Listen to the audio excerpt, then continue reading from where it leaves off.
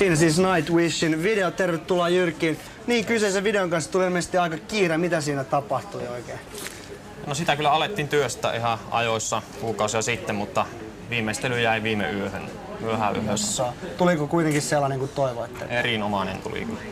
Aivan. Minä juuri äsken näin sen, että ihan on tyytyväinen kyllä. Näettekö siltä, kun kuvauksessa luulikin, että... No se oli kyllä tietysti silloin kun sitä tehtiin, minä olin ainoastaan tekemässä koko porukasta meidän bändistä, niin se oli kyllä aika raaka veto silloin, että vähän oli niinku pelottaa. Mutta ei siinä mitään, ihan... Joka tapauksessa teidän vierailu tässä kyseisessä environmentissa on herättänyt niin hyvin paljon mediassa, uusmediassa, internetissä kaikenlaista kommentteja. Mistä te luulette, että tällainen kenttäsuosio johtuu teidän bändille?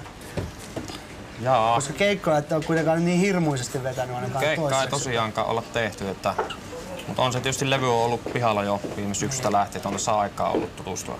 Ehkä se siitä sitten johtuu. Ehkä se on niin uusi juttu Suomessa. Niin. Sellaista ei vielä, siis yleensäkään klassisen musiikin laulaja heavy-bändeissä, se on aika uusi ilmiö, että sinänsä meitä kyllä pelotti lähteä tekemään tämmöistä. Mutta tosi ihana juttu, että siitä on nyt poikinut. Mennään siihen sun laulamiseen myöhemmin. Kysyn tässä näitä yleisökysymyksiä nimimerkillä rankaisia. Lähdet tällainen, että kysykää Nightwishilta, onko ne ropettajia, eli roolipelaajia, tai Elven pääsissä ainakin sen suuntaiset sanat, pitääkö tämä kyseinen hommeli paikkansa? Ei olla roolipelaajia ainakaan tässä varsinaisessa merkityksessä, että kyllä ne lähtee ihan sitä kirjallisuudesta ne sanat. Justiinsa. Ja sitten tämmönen, saatte ihan omaksi erittäin positiivinen e-maili on myöskin lähdetty, jos teitä kehutaan.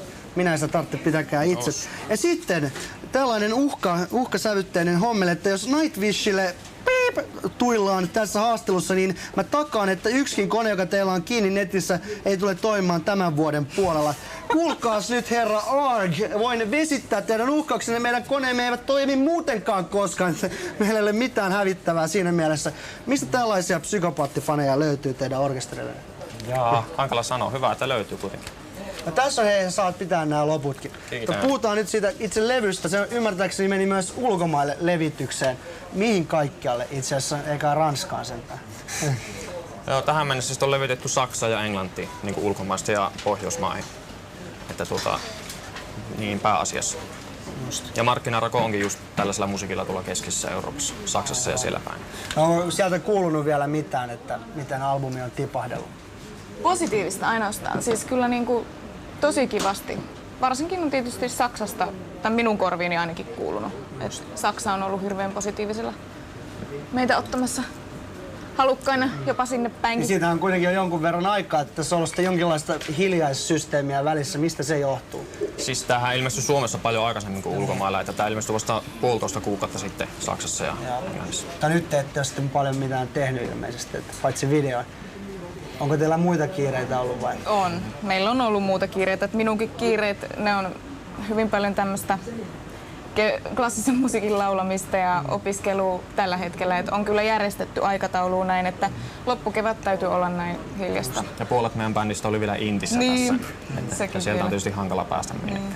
Niin tilanne on aika erikoinen, että ylipäätänsä tämän tyylisessä musiikissa on naislaulaja, sä oot sitten ihan koulutettu sellainen. Miten tämmöinen ratkaisu sitten lähti? Että ootko pelännyt, että perskeles tommoista hullua? Perskeles oli kyllä vähän sellaista hullua. Oli se olo kyllä sellainen, kun pojat tuli yhtenä talvi-iltana, otapas, 2 vuotta sitten. Niin. Jotain sellaista. Niin kysymään, että lähdetkö laulaa demolle, niin olihan se kyllä vähän semmoista, ai mitä heviä. Mutta että kyllä olen tykännyt kauheasti. Et ei se ollenkaan ollut mikään este, päinvastoin. Onko se vaikea niinku diilata molempia hommia sitten samaan aikaan? Että... Kyllähän kaikki on järjestelykysymyksiä. Ja miten teillä sitten bändin puolesta, tuntuuko se kuinka suurelta vahvuudelta, että on tällainen niinku omaleimainen juttu? Kuinka paljon teidän bändi on niinku kiinni tästä? Kyllähän se on, täytyy myöntää, että Tarja on ikään kuin tavaramerkki meille. Että totta kai siinä on paljon muutakin, biisit täytyy olla hyviä ja niin edespäin, mutta kyllä se Tarja ääni sillä ensimmäisenä kuuluu kuuntelijalle. Aivan. Se on selvä. Nyt on pakko lopettaa. Kiitoksia paljon, kun pääsit tulemaan nähdä aivorasti myöhemmin. Hetken kuluttua luvassa trendejä.